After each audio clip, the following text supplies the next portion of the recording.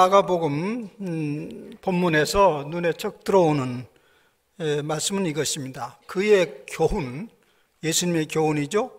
그의 교훈에 놀라 권위 있는 자와 같고 서기관들과 같지 아니하더라. 그리고 이어 내려가 보면 27절에 보면 다 놀라 서로 물어 이르되 이는 어찌미냐 권위 있는 새 교훈이로다. 예수님께서 회당에 들어가셔서 가르치시는 동안에 그곳에 모인 회중들의 반응입니다. 그런데 이제 어떻게 예수님이 회당에 들어가서 말씀을 가르치게 되었는가, 그 의문이 좀 있습니다. 근데 이 본문에 나타난 이 장면은 이제 이게 처음은 아닙니다. 예수님께서 회당에 가서 가르친 걸 보면 저 누가복음에서도 기록이 나오고요. 아니 12살 때 이미 예수님은 예루살렘의 성전에 가서 제사장들과 같이 토론하고 논의한 경우가 있습니다. 근데 어떻게 예수님이 그렇게 끼어들었을까? 그런 의문이 들지 않습니까? 당시 회당의 가르침들은 이제 주로 바리새파 계통의 사람들, 특히 서기관들이 그 책임을 진 것 같습니다. 그런데 이제 유대 전통에 보면요, 지금도 우리는 가끔 텔레비전에서 방영되지 않습니까? 그들은 굉장히 그 위아래 가리지 않고 토론 문화가 옛날부터 형성되어 있었습니다. 그래서 당시에도 이제 회당에서 이렇게 서기관들이 혹은 제사장들이 이제 율법 토라를 읽으면 이 백성들이, 이 회중들이 와서 거기에 토론에 참여하고 이제 자기 의견을 제시하고 그렇습니다. 저도 그러면 참 좋겠다는 생각이 들어요. 오늘 말씀을 딱 읽으면 여러분들이 막 반응을 하고, 그 다음 저도 끼어들고, 그래서 이렇게 풀어가면 아주 활력이 있을 것 같은데, 유대인들이 그런 전통이 있었던 거죠. 그때 이제 예수님의 그때마다 예수님이 이제 당신의 생각을 얘기하고 또 율법을 해석하기도 하고 의견을 얘기할 때 사람들은 전부 다 놀란 거죠. 다른 점과 비교가 안 되는 것이죠. 오늘도 그런 장면이 나타난 것이죠. 그런데 이제 이렇게 놀랐는데 도대체 그 내용이 무엇이었을까라는 궁금함도 있지 않습니까? 서기관들의 가르침은 무엇이었고 예수님의 가르침은 무엇이었는데 이렇게 판이하게 다른 반응이 나타났는가? 그 내용에 대해서 힌트는 본문의 권위와 새 교훈이라는 말에서 좀 살펴볼 수 있습니다. 권위와 새 교훈. 한쪽은 권위를 잃어버린 가르침이 있고 한쪽은 권위를 회복한 교훈이었습니다. 그래서 그 권위를 회복한 교훈을 새 교훈이라고 이름을 붙입니다. 먼저 서기관들의 가르침이 무엇인가를 우린 추론해 볼 수 있습니다. 그들의 가르침은 당시의 종교지도자들이 늘 그러했던 것처럼 그 내용은 율법이죠. 율법을 가르쳤어요. 상세히 듣고 배우지 않으면 현장에서 구체적으로 율법을 실행할 수 없을 만큼 율법은 복잡다단했습니다. 그것을 실행하기도 어렵고요. 실행하려고 애를 쓴다고 해도 부지불식간에 율법을 어기게 되고 그러면 혼쭐이 나고 이런 일들이 당시의 풍습이었습니다. 우리가 잘 복음서에서 많이 본 대로 예수님과 제자들이 자주 당시의 바리새인들과 종교 지도자들과 부딪힘이 일어나지 않습니까? 그게 주로 율법의 문제였었어요. 근데 일반 백성이야 하물며 말할 건 뭐 하겠습니까? 그런데 문제는 뭐냐면 그들로부터 배우면 배울수록 그 율법은 점점점 무거운 짐이 되는 것입니다. 그게 무엇일까요? 왜 배우면 쉬워져야 되는데 점점 어려워져야 되나? 짐이 되는 것인가? 뭐 예를 들어서 안식일의 계명을 생각해 봅시다. 안식일은 일의 하루는 쉬어라 이 소리지 않습니까? 근데 백성들을 그거 지키라니까 당장 쉬는 것이 뭐요? 이런 문제가 나오는 것입니다.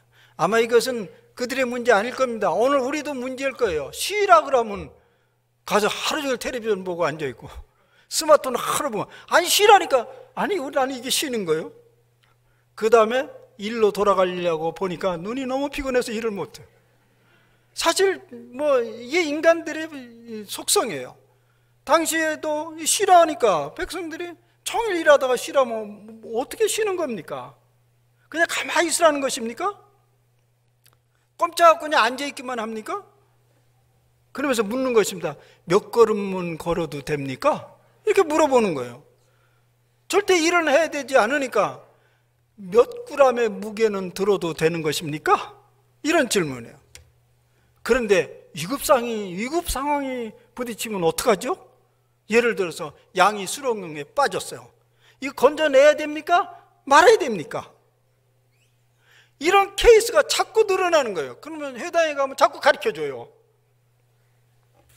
그래서 그 말씀에 자세히 주목하노라면 결론은 이렇습니다. 이거 지키라는 거예요, 포기하라는 거예요. 그런 식의 가르침에 대해서 백성들은 점점점 지쳐갔어요. 기대와 희망을 잃어버리게 했던 것이죠. 그저 당시의 종교 문화가 그러하는 것이니까, 또 지도자들이 가르치니까 그저 들을 뿐이지 별 의미를 찾지 못했던 것이죠. 그런데 예수님의 가르침은 달랐어요.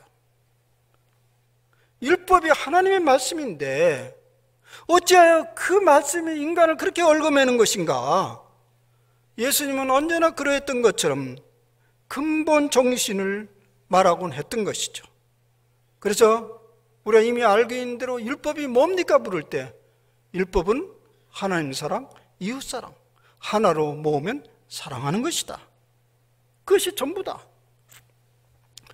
그러면 사랑은 강요하거나 얽매이게 하는 것이 아니지 않습니까? 사실 사랑할 수 있는 것도 은혜요, 특권입니다. 큰 사랑을 받아보지 못한 사람은 사랑을 할 수가 없어요.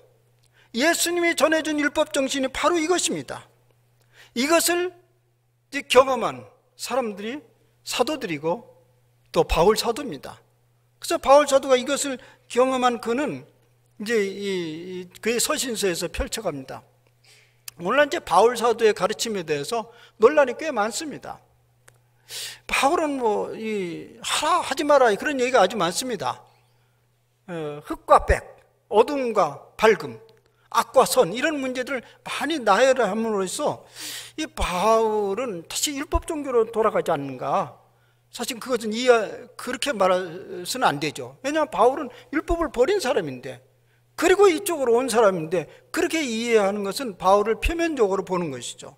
근데 바울은 율법의 그 정신을 경험한 사람입니다. 예수님을 통해서.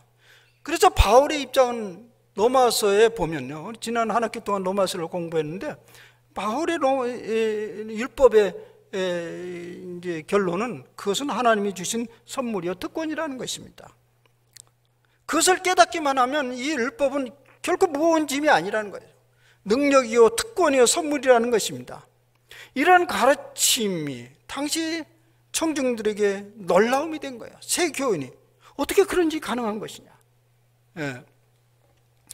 또 오늘 이제 마가복음 본문에서 하나 또 주목할 장면은 이것입니다. 귀신 들린 사람의 동태입니다. 오늘 귀신 들린 사람이 나와요. 근데 이걸 저도 보면서 하필 왜 그 자리에 귀신 들린 사람이 앉아 있었는가? 근데 추측컨대 그때 때 맞춰 그곳에 있었던 것은 아닙니다. 그런 종류의 사람들이 늘 그 자리에 있었던 것이죠. 복음서에 보면 유난히 귀신 들린 사람들 이야기가 많이 나오지 않습니까? 그것은 바로 그 시대 상황을 상징적으로 보여주는 것입니다. 제정신으로 살아갈 수 없는 시대였다는 말입니다. 저도 기억이 납니다. 제가 한참 젊은이였을 때 70년대, 80년대 제정신으로 살아갈 수 없는 시대예요. 그래서 귀신이 많았어요. 그래서 그 당시에 교회에서 축사하는 일이 많이 벌어졌고, 그 와중에 저도 그걸 배웠고요, 저도 했어요.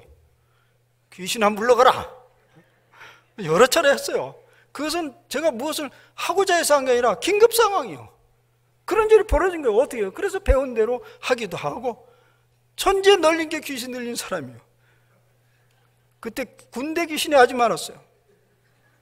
하나의 시대 상황을 말하는 거죠. 당시에도 그래 했습니다. 제정신 가지고 이 세상에서도, 심지어는 회당 안에서도 살아갈 수가 없었어요. 그래서 분위기가 다 그러했습니다. 복음서가 전해주는 대로 당시는 권위주의와 허위의식으로 가득 차 있었습니다. 회중들도 그런 분위기에 맞춰서 숨죽이면서 살아갈 수밖에 없었던 것입니다. 위선과 형식으로 가득 찬 그곳에 자유함이 있을 리가 없지요. 그런 분위기 속에서 살아남으려면 자신을 위장해야 합니다. 진정한 자신의 모습은 어두운 구석으로 밀어버리고 껍데기로 살아가야 됩니다. 연약한 자신의 진정한 모습은 한쪽에 쭈그려 앉아서 신음하고 고통스러워합니다. 그런데 감히 자기 자신을 드러낼 용기를 내지 못합니다. 그러면 죽을지도 모르기 때문에 그렇습니다.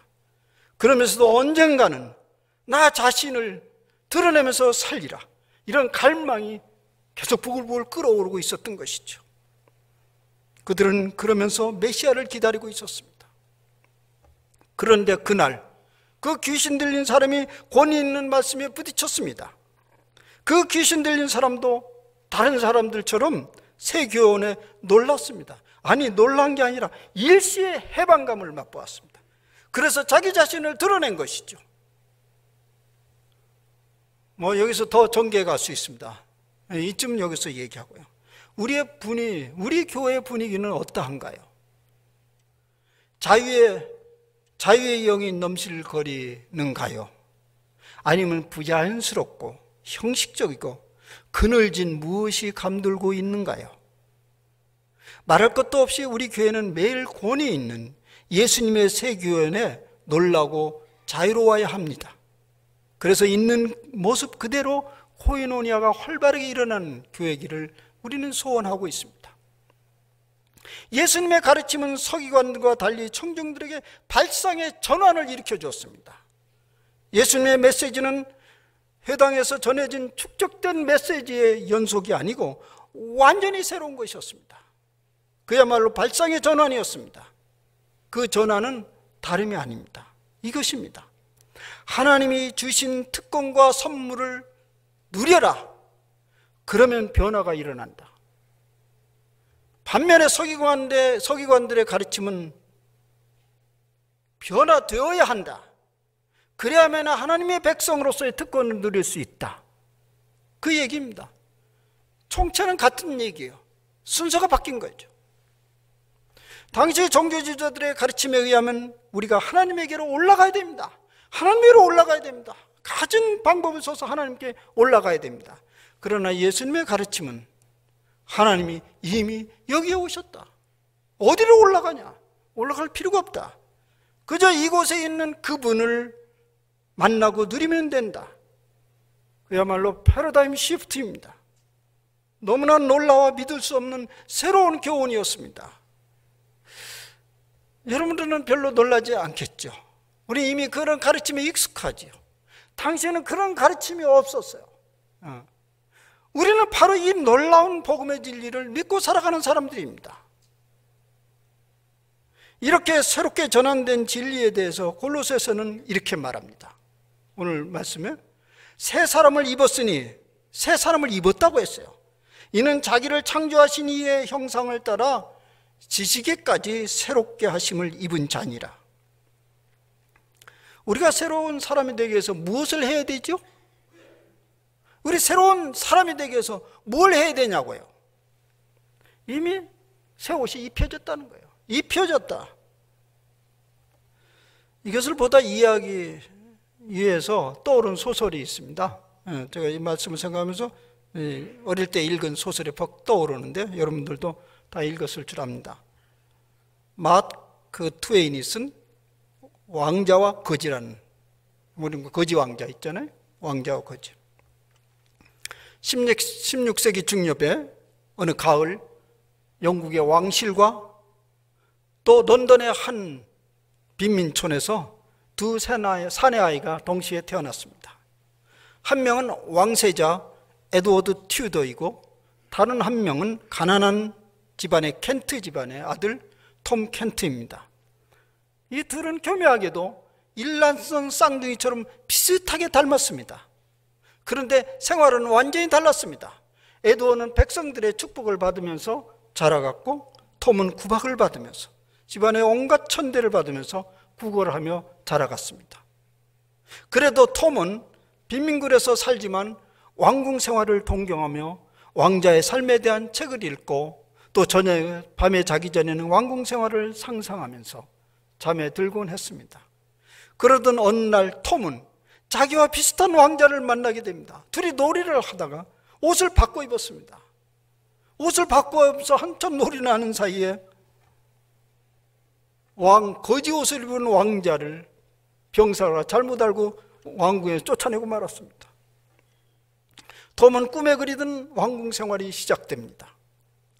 졸지에 거지가 왕자가 된 거죠. 그래서 이제 그것을 누리면 되지 않습니까? 그가 밤에 잠잘 때 그 빈민촌에서 꿈꾸던 그 왕자가 됐으니 그냥 누리면 되지 않습니까? 그런데 사정은 그렇지 않았습니다. 차라리 옛날 구걸하던 그 시절이 그리웠던 것입니다. 사실 이 소설은 16세기 당시의 왕궁의 사치와 허례의식, 부당한 권력에 희생되는 백성들의 모습을 그리며 그 시대의 불합리한 현실을 풍자한 소설입니다. 그러나 이야기를 살짝 좀 비틀어서 오늘 말씀을 이해하는 쪽으로 한번 생각해 봅시다. 어쩌다가 왕자가 된 거지는 어찌하여 그 신분을 현실로 받아들이지 못합니까? 왜 그것을 누리지 못하는 것입니까? 갑작스러운 신분의 변화가 그를 혼란케 했을 것입니다. 마찬가지로 그리스도인들도 순식간에 신분의 변화를 겪은 사람들입니다. 순식간에 신분의 변화를 겪은 사람들입니다. 말하자면 신분 세탁이 이루어진 사람들입니다. 거지가 왕자가 된 것처럼 땅의 백성들이 하나님의 나라의 백성이 되었습니다. 그러니 그 백성으로의 지위와 특권을 누릴 기회를 얻게 된 것이죠. 그런데 왜 우리는 거지 왕자처럼 전전긍긍하는 것입니까? 그것은 겉은 바뀌었지만은 속이 바뀌어지지 않았기 때문이죠. 그러나 속이 바뀌어지지 않았다고 해서 바뀌어진 우리의 신분이 거짓입니까? 그렇지는 않아요. 그렇잖아요. 왜냐하면 바뀌어진 분이 너는 그렇다라고 인정을 했기 때문에.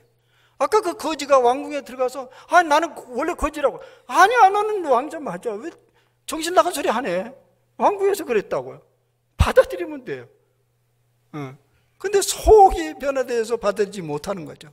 그렇다고 속이 변화되지 않았다고 해서 이 겉모습이 거짓은 아닙니다. 그분이 그렇다고 하였기 때문에. 사실 이것이 은혜고 구원입니다. 이제 우리는 하나님의 부름받은 백성이라는 신분을 받아 드리고 누리면 됩니다. 이것이 예수님이 가르쳐준 놀라운 새 교훈입니다. 이것이 놀라운 새 교훈이요. 당시 사람들 받아들일 수 없었던 것이죠. 거짓대로 왕자라고 하니까 받아들이겠어요? 근데 아니다. 너는 거지가 아니다. 왕자다. 그런 예수님의 권위 있는 말씀이 성경 곳곳에 나타나고 있습니다. 예를 들어서 포도원지기에서 이제 일꾼을 구하는 그 비유 있지 않습니까? 거기 아침에 들어온 사람도 있고 정오에 들어온 사람도 있고 오후 늦게 들어온 사람도 있어요. 품삯을 나눠줬어요. 그런데 결과가 뭐예요? 다 똑같았어요. 다 똑같다. 내 눈에는 다 똑같다. 그냥 정당한 일꾼으로 다 받아들인 것입니다. 그저 자기의 부끄러움 때문에 몸을 떨고 있는 두려워하는 가늠한 여자를 향해서 그저 괜찮다고 받아들였습니다. 예수님의 가늠한 그녀를 무조건적인 사랑으로 받아들였습니다. 너는 정결한 여자로 살아가거라. 이렇게 예수님께서 말씀하셨습니다. 너는 가늠한 여자가 아니다. 정결한 여자로 살아가라. 너는 정결한 여자다. 그것이 예수님의 가르침입니다. 우리의 속사람과 상관없이 우리를 이미 용서받은 사람으로 대하십니다. 그것을 받아 누리면서 우리의 속사람이 변화되도록 예수님은 우리를 초청합니다. 일단 그 신분을 누리고 받아들이라고 하고 그렇게 오면서 후에 이 얘기입니다. 이 얘기예요. 그냥 써라. 그리고 후에 갚아라. 옛날에 우리 많이 해봤잖아요. 어린 가난한 시절에 가불 했잖아요. 가불. 그런 얘기입니다. 예수님이 우리를 향한 시각이 바로 이것입니다. 예수님의 시각입니다. 우리가 보는 우리와 예수님이 보는 시각이 완전히 다르다는 거예요. 다른 방식으로 우리를 대하십니다. 그러면 다시 묻겠습니다. 그러면 우리는 무엇을 하고 무엇을 바뀌어야 합니까? 오늘 본문에 그렇습니다. 새 옷을 입었다. 그러니 지식이까지 새롭게 해가라, 이런 말이야. 지식에까지 새롭게 하심을 입으라. 사실 우리 인식이 새로워지지 않았기 때문에 우리 겉신분을 받아들이지 못하는 거죠. 그러니까 우리 인식을 그 다음에 새롭게 하라는 얘기입니다. 새로운 옷으로 갈아입은 사람이니 그 옷에 걸맞는 인식으로 자라가라는 말입니다. 이전의 사고방식을 변화시키라는 말이죠. 근데 이전의 사고방식은 무엇인데요? 오늘 골로새에서 우리가 읽지 않았지만 그 1장 앞부분에서는 이전의 사고방식을 얘기하고 있습니다. 3장 5절, 8절, 9절에 보면 부정과 사욕과 악한 정욕과 탐심이다. 그리고 분함과 노여움과 악의와 비방과 거짓말 등이다. 이게 우리의 옛날의 사고방식이라는 거예요. 그러한 것들을 긍휼과 자비와 겸손과 온유와 오래 참음과 용서와 감사함으로 바꿔치라는 얘기입니다. 우리가 갑자기 하늘나라의 백성이 되었고 하늘 왕궁으로 살도록 옷을 갈아입었으니 그 신분에 걸맞는 지식을 갖추어 가라는 것이 사도 바울의 얘기입니다. 그런데 또 갑자기 이 소리를 들으면 짐이 되잖아요. 또 율법이네, 또 명령이야. 여러분, 우리가 잘 하려고 하다가도 그것 좀 해, 그러면 어떻게 돼? 그냥 빗자루가 쓸다가 너 저 끝까지 다 쓸어, 그러면 그냥 던지고 말을지. 지금 그런 생각이 들을 수 있지요. 저항감이 일어납니다. 사실 사도 바울에게 성경에 있다 보면 그런 구절들이 많습니다. 뭐 예를 들면 악덕 목록이 쭈르륵 나오고 그 다음에는 덕목 목록이 나옵니다. 많은 곳에 그래요. 악덕 목록이 이래 나쁜 거 딱 얘기하고 이렇게 바뀌어가라. 근데 이것은 율법으로 돌아가려는 게 아니고요, 그런 목록을 제시하는 그 이유가 있습니다. 그것은 우리에게 도덕적 부담을 주려는 그런 의도는 아닙니다. 두 가지 목적이 있는데요. 첫째는 옛사람과 새 옷을 입은 사람들의 모습을 객관적으로 쭉 보여주는 것입니다. 우리가 그것을 보라는 거예요. 이 모습이다. 그리고 두 번째는 이 덕목들은, 이제 덕목을 쭉 얘기하는데, 이 덕목들은 도덕적 성취점을 제시하는 것이 아니고요, 하나님이 새 옷을 입혀준 사람들에게 덤으로 주신 선물 목록입니다. 그런 차원으로서 바울 서신을 읽어보고 오늘 골로새서를 한번 생각해 봅시다. 첫째, 11절에서 봅시다.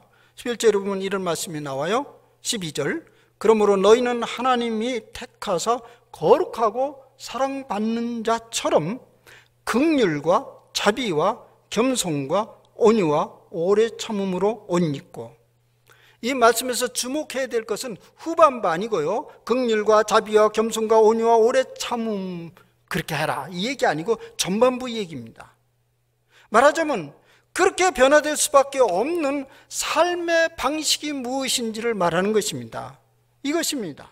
너희는 하나님이 택하서 거룩하고 사랑받는 자처럼, 여기 처럼, as if, 처럼, 이 말이 헬라에서는 꽤 많이 써요. 뭐뭐처럼, 복음서에 특별히 여기에 처럼. 이 소리는 뭐냐면 현재 우리 내면의 상태와는 상관없이 우리를 택하시고 거룩하게 하시고 사랑받는 자로 만들어준 것처럼 그렇게 행동하라. 근데 이 말이 썩 안 받아들이죠. 우리가 거룩하다고요? 거룩하게 했다. 사실 이 말은 어떤 우리 내면의 현재 상태를 말하는 것이 아니고요, 거룩하다는 말은 이렇게 사람들과 구별해냈다, 골라냈다는 뜻이에요. 구별해냈다, 구별된 사람이라는 것은. 여러분, 구별된 사람입니까? 지금 여기에 모인 이것이 바로 구별된 사람의 표시입니다. 그렇지 않고야 여기에 왔을 리가 없지 않습니까? 여러분, 이것을 반복적으로 우리 인식한다면 새로운 덕목들이 점점점 우리 내면을 형성해 간다는 것입니다. 말하자면 우리가 택하시고 거룩하게 하시고 사랑받는 자라는 사실을 반복적으로 인식하고 받아들이고 누리는 동안에 거기에 걸맞는 덕목들이 우리 안에서 형성된다는 그 얘기입니다. 그래서 먼저 누리고 바꿔가라, 이 소리입니다. 변화된 후에 누리란 말이 아닙니다. 13절에 보면 또 이런 말씀이 있습니다. 불만이 있어도요, 서로 용납하고 용서하라는 얘기입니다. 불만이 있어도, 불평이 있어도. 이것 또한 부담스럽습니다. 정말 마음 깊이 맺힌 사람을 용서하고 용납하는 일이라는 것은 여간 어려운 일이 아니죠. 아니, 마음에 안 맺혀도, 마음이 거슬리는 사람도 용납하고 용서라는 건 쉽지 않는 얘기입니다. 바울도 그걸 잘 알고 있었어요. 스스로 자기도 막분을 새기지 못해서 어쩔 줄 모르는 그런 모습들을 우리는 빌립보에서도 보게 됩니다. 그래서 바울은 이렇게 얘기하고 있습니다. 주께서 너희를 용서하신 것 같이, 아까는 처럼, 여기 용서한 것 같이 너희도 그리하라. 이 말씀은 용서하려고 애를 쓰기 전에 우리가 먼저 용서받았고 용서받은 사실을 반복적으로 받아들이고 기억하고 누리라는 것입니다. 난 용서받은 사람이야. 우선 내 마음의 평화를 유지하라. 난 용서받은 사람이야. 그렇지 않으면 내가 오늘 여기까지 어떻게 왔겠는가? 사람 노릇을 했겠는가? 그러면 거기에 걸맞는 인품이 자라가고 그에 맞는 행동 방식이 형성된다는 말입니다. 15절을 봅시다. 15절은 이런 얘기예요. 그리스도의 평강이 너희 마음을 주장하게 하라. 그리고 너희는 감사하는 자가 되라. 이제 이쯤 돼서는 여러분들 즉시 해석이 가능하죠? 그리스도의 평강이 너희 마음을 주장하게 하라. 그리고 너희는 감사하는 자가 되라. 감사하는 의식을 바꾸라는 말입니다. 어떻게 해요? 어떻게 바꿔요? 사실 우리 노력하지 않아도 불평하고 노여하고 섭섭하면 금방 일어나죠. 노력할 필요 없죠. 그건요. 아침에 눈 뜨고 일어나면 괜히 미운 사람이 팍 떠오르고 누가 섭섭해지고 참 잘 잤어요. 남의 얘기 아니에요. 제 얘기예요. 아침에 일어나서 기도하려고 하면 온갖 섭섭한 사람, 답답한 사람, 신경질 나는 사람 막 떠올라요. 누가 가르쳐줬어요 그걸요? 이러한 마음들은 노력하지 않아도 잘 일어나듯이 감사도 그렇게 일어나도록 하라는 얘기입니다. 오늘 그 얘기는 억지에 감사하는 게 아니에요. 어떻게 하면 되죠? 그리스도의 평강이 너희 마음을 주장하게 하면 된다는 것입니다. 그리스도의 평강? 그건 또 무엇입니까? 예수님께서 부활하시고 제자들에게 나타나서 주신 가장 큰 선물이 평강이죠. 바울 사도께서 그것을 기억했습니다. 예수님께서 그 사도들에게 주어진 아주 결정적인 선물인데 바울 사도도 그걸 들어서 알고 있었어요. 그래서 오늘 본문에 보통 많은 곳에는 하나님의 평강이라는 말이 나오는데 오늘은 꼭 집어서 그리스도의 평강이라는 말을 의도적으로 지금 여기다 기록하고 있습니다. 예수님은 이제 이 지상 생애를 마치고 제자들 떠날 때 마음에 살짝 염려가 됐습니다. 내가 떠난 이 세상에서 저들이 어떻게 평강을 유지하면서 살아갈 수 있겠는가? 그래서 그분이 부활하신 후에 갑작스럽게 그 제자들이 모여서 아주 근심하고 두려워하는 그거에 폭 끼어들었어요. 갑작스럽게 나왔어요. 성경에. 그러면서 말합니다. 나의 평강을 너에게 주노라. 내가 너에게 주는 것은 세상이 주는 것 같지 아니하리라. 너희는 마음에 근심하지도 말고 두려워하지도 말라. 이것이 그들을 사로잡았습니다. 그리고 그들은 이전보다 훨씬 더 험난한 그 생애를 용기 있게 살아냈습니다. 감사함으로 살아낼 수 있게 됐습니다. 그리스도의 평강이 그들을 지배했기 때문에 그렇습니다. 오늘 그리스도의 평강은 우리 가운데 계십니다. 그리스도의 평강으로 지배하면 우리는 감사한 자가 될 수 있다는 얘기입니다. 동일한 얘기를 계속하고 있습니다. 16절, 17절에 보면 그리스도의 말씀이 너희 속에 풍성히 거하여 찬송과 신령한 노래를 부르며 하나님을 찬양하고 감사하라. 우리가 받은 이러저러한 은혜를 셈하면 하나님께 감사와 찬양이 절로 나옵니다. 이것은 누구나 하는 일입니다. 이런저런 것을 셈하면 추석할 때 많이 하듯이, 연말에 많이 하듯이. 그런데요, 잠깐만 고개만 돌리면 왜 나는 이렇게 태어났어? 왜 나는 이런 환경이야? 나는 생기기를 왜 이렇게 생겼어? 그냥 마음에 슬그머니 섭섭하고 불평스러운 게 아주 많아요. 조건부적이죠. 사도 바울은 여기에 감사를 그런 조건부적인 감사를 말하는 게 아닙니다. 존재 자체가 하나님께 감사요 찬양으로 바뀌라는 것입니다. 왜냐하면 우리를 바뀌게 해줬으니까. 모든 존재가 이전의 방식처럼 그렇게 되려고만 하지 말고 말씀을 풍성히 먹고 즐기면 그런 일이 가능한 것입니다. 뭐 내가 자꾸 바꾸려고 하지 말고 오늘 말씀은 먼저 말씀을 풍성히 먹고 즐겨라. 그래서 이렇게 얘기하고 있습니다. 그리스도의 말씀이 너희 속에 풍성히 거하도록 하라. 그러면 조건부적인 감사가 아니고 그저 우리 존재 자체를 감사하고 찬양할 수 있다는 얘기입니다. 예수님과 말씀과의 관계를 봅시다. 예수님이 이제 세상을 떠나시기 전에요, 제자들에게 남긴 말씀, 매우 의미심장한 말씀이 있습니다. 그 마지막에 유언적인 말씀인데요. 요한복음 17장에 보면 그게 이제 예수님의 유언적 기도예요. 거기에 이런 말씀이 나옵니다. 나는 아버지께서 내게 주신 말씀들을 그들에게 주었사오며 그들은 이것을 받고 내가 아버지께로부터 나온 줄을 참으로 아오며 아버지께서 나를 보내신 줄도 믿었사옵나이다. 예수님께서 오늘 우리에게 주신 마지막 선물은 뭐냐면 말씀이요. 제자들에게 주었어요. 그 말씀을 가지고 예수 그리스도께서 아버지께로부터 왔고 그가 오늘 여기에 계심을 믿게 된다. 이것을 미리 예수님께서 말씀하고 가셨어요. 그러니까 이 말씀은 예수님과 탄탄하게 묶어놓고 있습니다. 여기서부터 믿음의 근거가 있는 것입니다. 우리의 믿음의 말씀에 굳게 세워지면 우리에게 전개된 모든 환경을 받아들일 수 있고 감사할 수 있다는 얘기입니다. 왜 그럴까요? 무조건 교회에서 하는 얘기죠. 말씀에 굳게 서면 모든 만사형통한다. 근데 이유는 이렇습니다. 말씀이 우리 속에 들어가면 사실 우리는 두 가지 현실을 살아가고 있어요. 우리에게 무엇이 현실입니까? 현실은 그냥 우리 돌아가는 이 얘기를 현실이라고 그래요. 근데 우리 믿는 사람의 현실은 다른 현실이 있어요. 말씀에 입각한 현실이 있어요. 근데 우리가 말씀으로 충만하게 들어가면요, 보여진 현실에만 주목하지 않습니다. 장차 전개될 모습을 믿음의 눈으로 바라보게 되지요. 궁극적으로는 모두 감사와 찬양으로 바뀌어질 것을 우리는 믿습니다. 왜냐하면 말씀이 그렇게 우리를 끌어가기 때문에 그렇습니다. 그래서 먼저 우리는 말씀에, 풍성한 말씀에 거하라고 초청하고 있습니다.